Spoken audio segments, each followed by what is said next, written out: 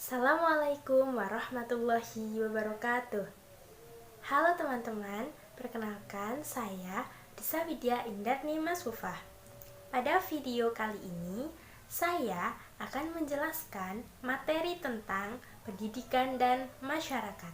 Yang pertama, individu dan masyarakat. Dalam ilmu sosial, individu merupakan bagian terkecil dari kelompok masyarakat dan tidak dapat dipisah lagi menjadi bagian yang lebih kecil. Menurut Ralph Herlinton, masyarakat merupakan sekelompok manusia yang telah hidup bekerja sama cukup lama sehingga mereka dapat mengatur diri mereka dan menganggap diri mereka sebagai satu kesatuan sosial dengan batas-batas yang dirumuskan yang jelas.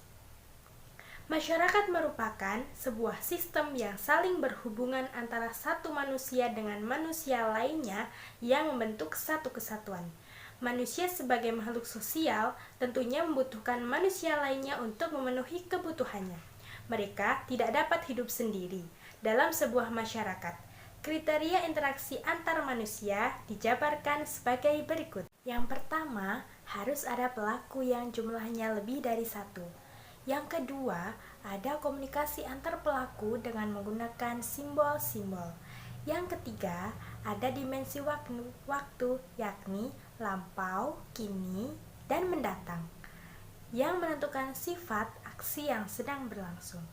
Yang keempat, ada tujuan-tujuan tertentu, terlepas dari sama atau tidaknya tujuan tersebut dengan yang diperkirakan pengamat. Masyarakat terjelma bukan karena keberadaannya di satu saat dalam perjalanan waktu, tetapi ia hanya ada dalam waktu. Ia adalah jelmaan waktu. Masyarakat ada setiap saat dari masa lalu ke masa mendatang. Kehadirannya justru melalui fase antara apa yang telah terjadi dan apa yang akan terjadi. Dalam masyarakat kini terkandung pengaruh, bekas, dan jiplakan masa lalu serta bibit dan potensi untuk masa depan. Yang kedua, pendidikan dan lingkungan sosial. Bagi masyarakat sendiri, hakikat pendidikan saat bermanfaat bagi kelangsungan dan proses kemajuan hidupnya. Agar masyarakat itu dapat melanjutkan eksistensinya, maka kepada anggota mudanya harus diteruskan nilai-nilai, pengetahuan, keterampilan, dan bentuk tata perilaku lainnya yang diharapkan akan dimiliki oleh setiap anggota. Setiap masyarakat berupaya meneruskan kebudayaannya dengan proses adaptasi tertentu sesuai corak masing-masing periode zaman kepada generasi muda melalui pendidikan, secara khusus melalui interaksi sosial. Dengan demikian, pendidikan dapat diartikan sebagai proses sosialis menurut Nasution. Yang ketiga, fungsi sekolah bagi masyarakat. Dalam konteks sosial, Nasution memerinci fungsi sekolah bagi masyarakat, yakni yang pertama, sekolah mempersiapkan seseorang untuk mendapat suatu pekerjaan. Anak yang menamatkan sekolah diharapkan sanggup melakukan pekerjaan sesuai dengan kebutuhan dunia pekerjaan atau setidaknya mempunyai dasar untuk mencari nafkah. Makin tinggi pendidikan, makin besar harapan memperoleh pekerjaan yang layak dan memiliki prestisise tinggi.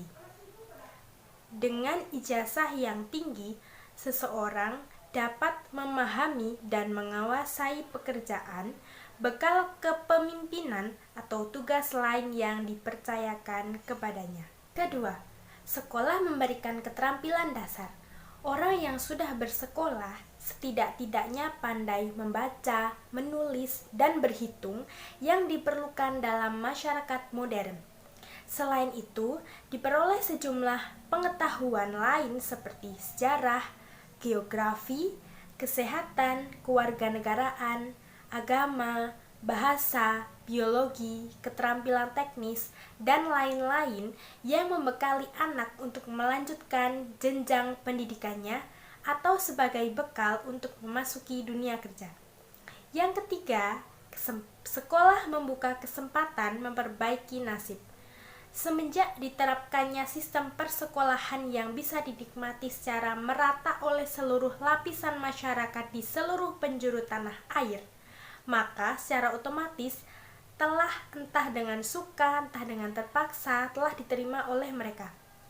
Umumnya, dapat dikatakan bahwa kebanyakan orang akan menyesuaikan kelakuan mereka dengan pola-pola itu. Seandainya tidak, hidup menjadi sebagai manusia menjadi mustahil. Hubungan individu masyarakat, yaitu bahwa hidup bermasyarakat adalah ciptaan dan usaha manusia sendiri. Tanpa individu tidak ada masyarakat. Sebaliknya, tak ada masyarakat tanpa individu-individu.